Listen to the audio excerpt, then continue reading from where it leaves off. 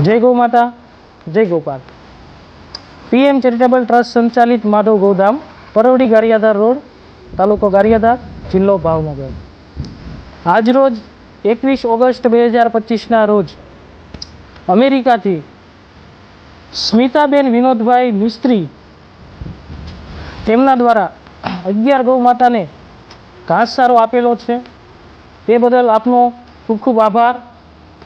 તેમજ માધવ ગોધામ પરિવાર વતી આપનું આયુષ સુખ શાંતિ સારા રહે, તેમજ આપનો પરિવાર સફળતાના શિખરો સર કરતો રહે તેવી માં ભગવતીને પ્રાર્થના કરીએ છીએ. જય ગૌ માતા, જય ગોપાલ.